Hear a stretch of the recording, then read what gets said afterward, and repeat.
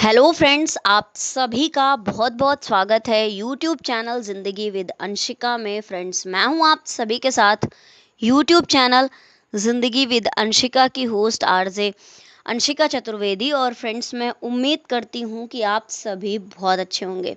तो फ्रेंड्स, जैसा कि आप सभी जानते ही हैं कि आज जून महीने की 5 तारीख है और 5 जून को मनाया जाता है विश्व पर्यावरण दिवस के रूप में।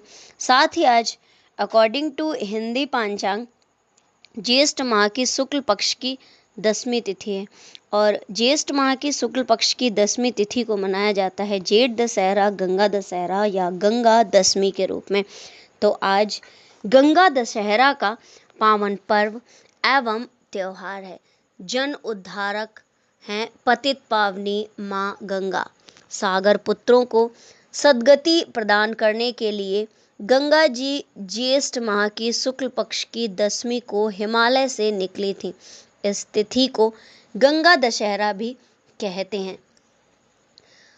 पुण्य सलिला गंगा भारत की जीवन रेखा है।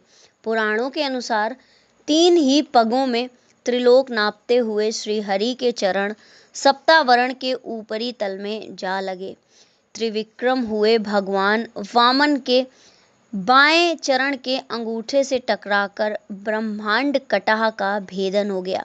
वहां से भगवान के चरणों को पखाड़ती हुई एक चिन्मयी जलधारा गिरी, जिसे ब्रह्मा जी ने अपने कमंडल में रख लिया।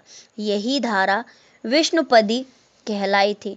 कालांतर में महर्षि कपिल का अपराध करने के कारण भस्म हुए 60,000 सागर पुत्रों के उद्धार के लिए गंगा जी को धरती पर लाने का प्रयास हुआ।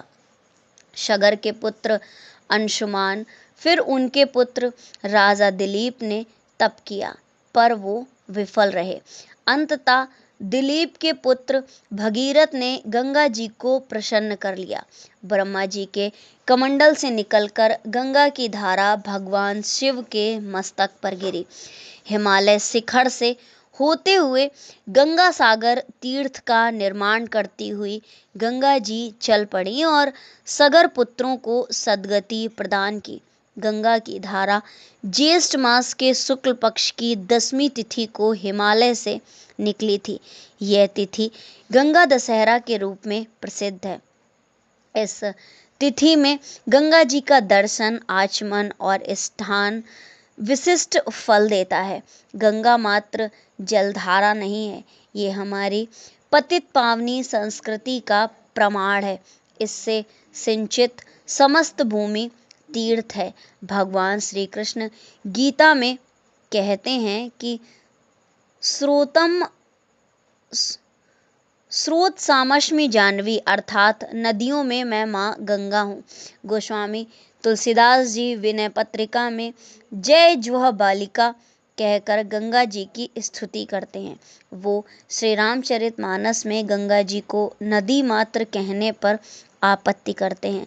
गंगा माता के रूप में वंदिता है। ज्ञान की नदी मानकर भारतीय ऋषि पीढ़ियों से गंगा तट पर बसते आए हैं।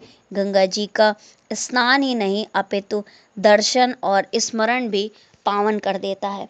तो ये बस छोटी सी जानकारी आज जन उद्धारक पतित पावनी माँ गंगा की 10वीं पर किस तरह से उन्होंने गंगा जी ने ज्येष्ठ माह की शुक्ल पक्ष की 10वीं तिथि को हिमालय से निकलकर सगर के पुत्रों को सद्गति प्रदान करी और किस तरह से भगवान राम के पूर्वजों में सगर के पुत्र अंशुमान, फिर अंशुमान के पुत्र राजा दिलीप ने भी तप किया, लेकिन वो असफल रहे और अंततः दिलीप के पुत्र भगीरथ ने गंगा माँ के प्रति जो तप किया उससे माँ गंगा प्रसन्न हुई और भगवान शिव के मस्तक पर गिरी। हिमालय शिखर से वहाँ से होती हुई गंगा सागर तीर्थ का निर्माण करती हुई वो वापस इस धराधाम पर आई।